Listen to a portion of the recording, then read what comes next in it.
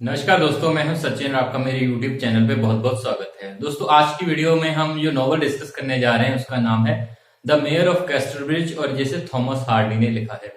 Thomas Hardy ने ये novel serially publish करवाया था और इसे फर्स्ट टाइम पब्लिश किया गया था 1886 में। कभी कभार ऐसा कहा जाता है कि इस नॉवल में जो है अनरिलेटेड इंसिडेंट्स बहुत ज्यादा मेंशन कर दिए हैं थॉमस हार्डी ने, लेकिन वो हमें समझना होगा कि वो इसीलिए मेंशन किए गए हैं क्योंकि वो सीरियली पब्लिश किया गया था और कहीं ना कहीं ऑडियंस को ऑडियंस का रुझान बनाए रखने के लिए उन इंसिडेंट्स को ऐड किया जाता था उस नॉवल को कंटिन्यू करने के लिए। बहुत ही कमाल का नॉवल है ये। एक ऐसे इंसान की कहानी है जिसका नाम माइकल हैंकर्ड है और जो नशे के धुत में शराबी होकर अपनी वाइफ को बेच देता है। जी हाँ दोस्तों, ऐसा काम वो कर देता है कि वो अपनी वाइफ और बेटी को नशे की हालत में बेच देता है और बाद में क्या कंसिक्वेंस होते हैं उसके ऊपर ही ये कहानी बेस्ड है। इस कहानी का एक सब टाइटल भी है, वो है the life and death of a man of character. जी हाँ दोस्तों, जो मेन टाइटल है वो है the mayor of Casterbridge and the sub title is the life and death of a man of character. बहुत ही कमाल की कहानी है, चलिए डिस्कस करते हैं।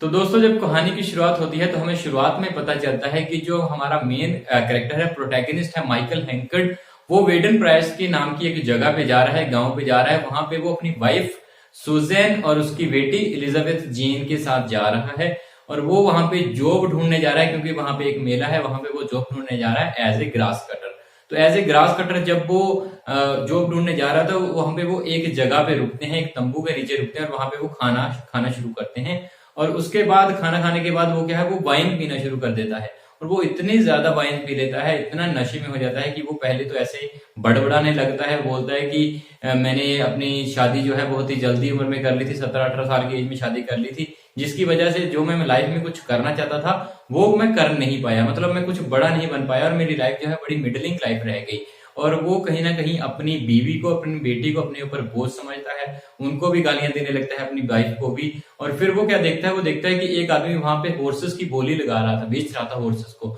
और उसी चीज से इंस्पायर होकर वो क्या करता है, वो अपनी वाइफ की बोली लगाना शुरू कर देता है। बोलता है कि क्या कोई इसे खरीदना चाहेगा। तब वहां पे एक सेलर,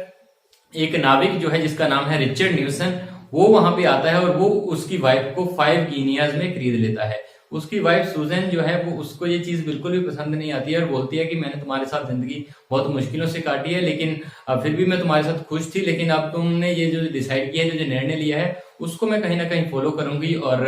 मैं अब तुम्हें छोड़ के जा रही हूँ और तुम जो है अपने हिसाब से ठीक रह लेना है। और वो क्या है, वो वहां से न्यूसन के साथ चली जाती है अपनी बेटी एलिजाबेथ जीन को लेकर। दोस्तों, उसके बाद क्या होता है, जब सुबह हैंकर्ड उठता है, माइकल हैंकर्ड जब अपनी नींद से उठता है, तब उसे पता चलता है कि क्या हो गया है रात को, उसको पता ही नहीं था। फिर वो क्या है, इधर उधर अपनी वाइफ को ढूंढता है, अपनी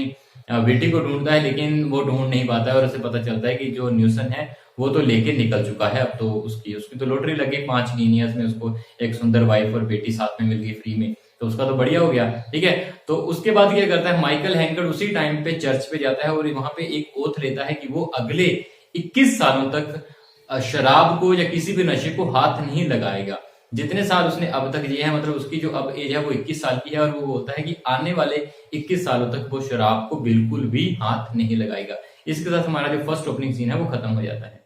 तो दोस्तों, इसके बाद जो नॉवल की कहानी है वो 18 साल बाद की शुरू होती है। 18 साल बाद हमें पता चलता है कि जो माइकल हैंकर्ड है उसने बहुत ज्यादा मेहनत करी थी। वेडन प्राइस को छोड़ के वो कैस्टरब्रिज नाम की एक जगह पे चला गया था जो ओरिजिनल में डॉर्सेट शायर थी, और डॉर्सेट की वो एक जगह थी, डॉर्सेट शायर जो ओरिजिनल थी, लेकिन इसमें इस नॉवल में उसने, थॉमस हार्डी ने इस जगह को नाम दिया है कास्टर ब्रिज का। और वो जब वहां पे कास्टर ब्रिज में जाके वो बहुत ज्यादा मेहनत करता है और अब मेहनत करने के बाद वो वहां पे उस सिटी का मेयर बन गया है, तो उसकी लाइफ काफी हद तक सेटल्ड हो गई है। और दूसरी ओर हमें पता चलता है कि जो न्यूसन था जिसने सुजैन और एलिजाबेथ जेन को खरीदा था, उसकी वो कहीं ना कहीं सी में ऐसा माना गया है कि वो सी में खो गया था और ऐसा माना जाता है कि उसकी जो है डेथ हो गई है। अब सुजैन के पास काफी लंबे समय तक न्यूसन का वेट करने के बाद उसके पास ये कोई चारा नहीं था कि लाइवलीहुड को चलाने के लिए, तो वो अपनी बेटी को लेके वापस कैस्टरब्रिज जाती है और वहां पे उसके पता चलता है कि जो हैंकर्ड है उसने लाइफ में काफी प्रोस्पेरिटी हासिल कर ली है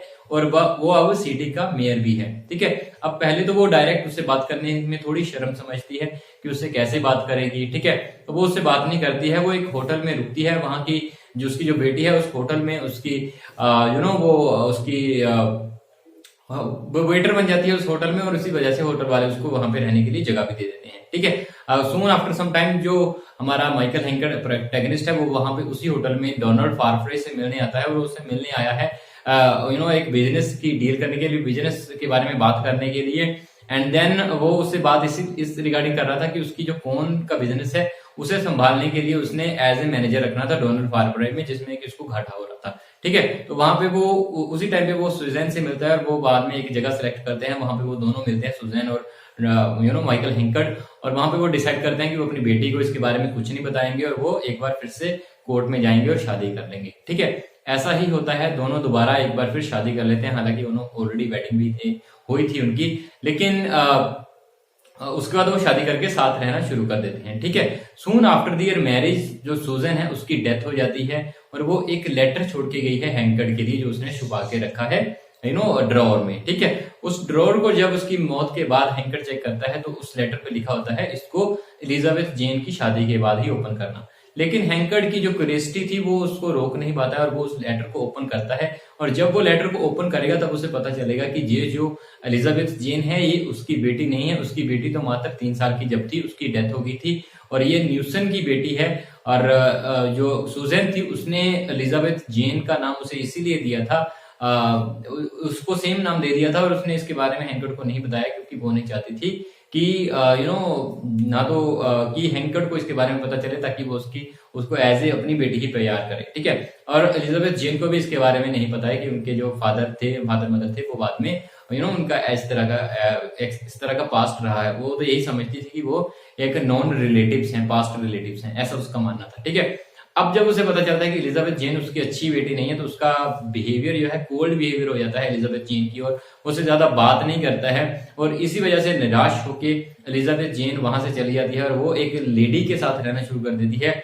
जिसका नाम होता है लुसेटा टेम्पलमैन। दोस्तों, लुसेटा टेम्पलमैन वही लेडी है जिसका हैंकर्ड के साथ एक टाइम पे अफेयर था। जी हाँ दोस्तों, हैंकर्ड जब सिटी का मेयर बन गया था तो उससे एक लेडी मिलने आई थी लुसेटा टेम्पलमैन,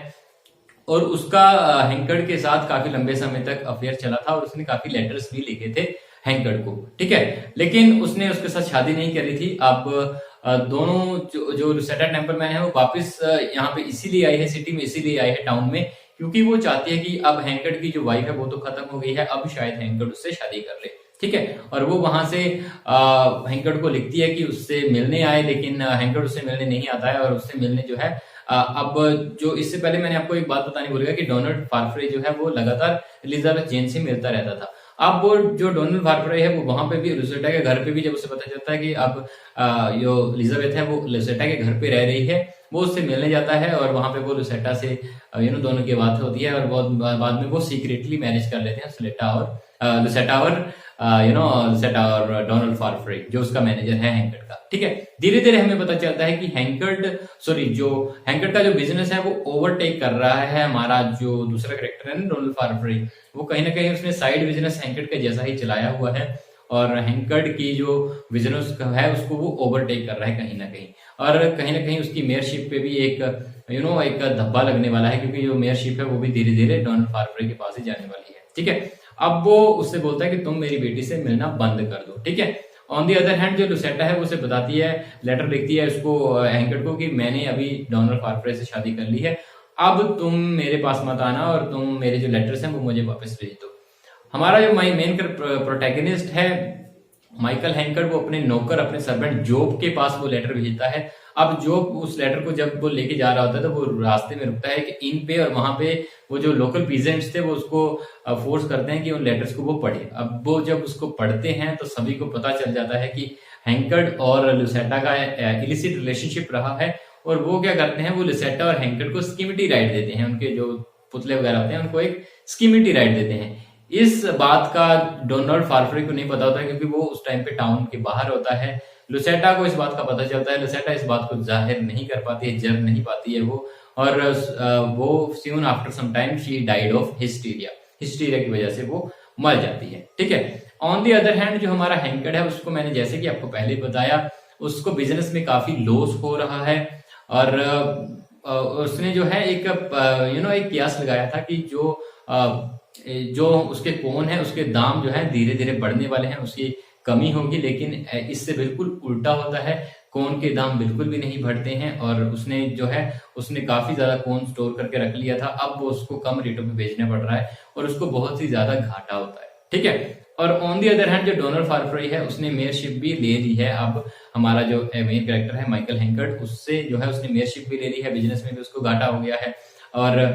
एक स्कीमिटी वुमन होती है, जो फर्मिटी वुमन होती है, जिसने जब उसने अपने आप को बेचा था ना उस टाइम पे,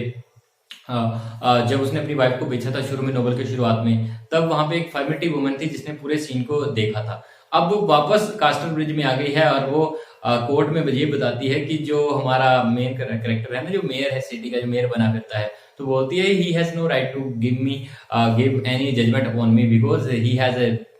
इविल पास्ट। उसका इविल पास्ट रहा है। कैसा पास्ट रहा है कि इसने तो अपनी ही वाइफ को बेच दिया था। हैंकर्ट उस बात को एक्सेप्ट करता है और उससे मेयरशिप जो है लेके अब वो डोनाल्ड फार्फरे को दे जाती है। अब जो मेयर है सिटी का, वो हमारा डोनाल्ड फार्फरे बन जाता है और ये एक दफा फिर से अपनी जो है गरीब हो जाता है, मतलब फिर से दोबारा उसी हालत में आ जाता है। ठीक है, अब इसके वो 21 साल भी पूरे हो चुके हैं, अब इसने दोबारा शराब पीना भी शुरू कर दिया है। लेकिन with the passage of time जब वो इन चीजों को खो देता है, तब वो क्या करता है, वो दोबारा एलिजाबेथ जेन को पसंद करने लगता है और उसे अपनी बेटी की तरह ही ट्रीट करता है। अब एक दिन जो रिचर्ड न्यूसन है, जिससे हमने शुरू में मैंने बताया था कि जिससे समझा गया कि वो मर गया है, वो एक्चुअली में मरा नहीं था, वो जिंदा ही था और वो कहीं ना कहीं अपनी वाइफ और अपनी बेटी से पीछे छुड़ाना चाहता था। लेकिन अब वो अमेरिका जा रहा है तो वो अपनी बेटी से मिलने आया है कि वो दोबारा अपनी बेटी से मिलना चाहता है। लेकिन जब वो हैंकर्ट से पूछता है कि उसकी बेटी एलिजाबेथ जेन कहाँ है, तो वो बोलता है कि वो मर चुकी है, वो अभी जिंदा नहीं है। ठीक है, न्यूसन दुखी होता है और वो वहां से चला जाता है। लेकिन कुछ समय बाद हमें पता चलता है कि जो न्यूसन है वो दोबारा सिटी में आ चुका है और वो अपनी बेटी को ढूंढ रहा है। अब हैंकर्ट को लगता है कि वो अपना झूठ नहीं बचा सकता है, तो वो वहां से घर छोड़ के चला जाता है। ठीक है, अब रिचर्ड न्यूसन जब उस घर में आता है तो अपनी बेटी से मिलता है, बहुत खुश होता है और उसके बारे में डिसीट जो माइकल हैंकर्ट ने उसके साथ किया था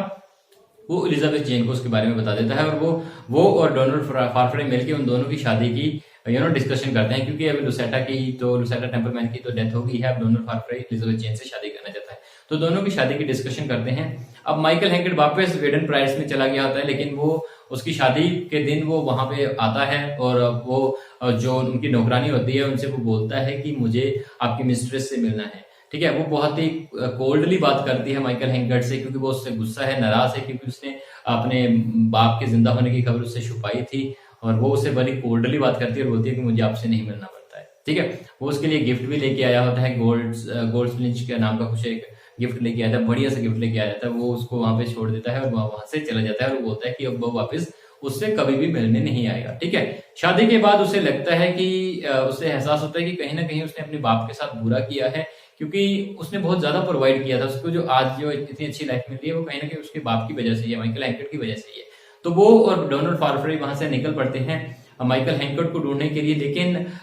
जब वो उसको ढूंढते हैं तब काफी देर हो चुकी होती है, क्योंकि जो माइकल हैंकर्ट है उसकी डेथ हो चुकी है। उसने एक विल लिखी थी मरने से पहले, जिसमें उसने बोला था कि मेरे मरने के ऊपर कोई भी ना रोए, डोनाल्ड फार्फरे और मेरी बेटी को मेरी मौत का पता ना दिया जाए और मुझे कोई भी मेरी जो ग्रेव है उसके ऊपर कोई भी पौधा ना लगाया जाए और मेरी कोई ग्रेव किसी अच्छे स्थान पे बनाने की कोई जरूरत नहीं है। मुझे एक नॉर्मल से स्थान, एक नॉर्मल से ह्यूमन बीइंग की तरह ही मुझे लास्ट राइट्स जो है वो दी जाए। और बाकी वो अपनी लिविल जो है वो अपनी बेटी के नाम कर गया होता है, जो भी उसके पास बचा होता है। ठीक है, अब वो कहीं ना कहीं रिपेंट फील करती है कि उसने गलत किया था माइकल हैंकर्ट के साथ, but nothing can be done now क्योंकि ऑल इज ओवर। तो मरने के बाद आदमी को जो है पछतावा ही रह जाता है। इसी के साथ दोस्तों हमारा ये जो नोवेल है वो खत्म हो जाता है। तो दोस्तों आई गेस कि आपको ये कहानी पसंद आई होगी और वीडियो को बिल्कुल अच्छे तरीके से समझा होगा आपने, मेरी नरेशन भी आपको अच्छी लगी होगी। अगर ये चीजें आपको अच्छी लगी है तो फिर वीडियो को लाइक, शेयर और कमेंट करना आपका फर्ज बनता है। चैनल को सब्सक्राइब कर दीजिए, क्योंकि इस तरह की अपडेट लिटरेचर से जुड़ी वीडियोस मेरे चैनल पे रेगुलर बेसिस पे आती रहती है। नई वीडियो में नई अपडेट लेके जल्दी आपके सामने हाजिर होंगे। तब तक के लिए thank you very much and have a great day.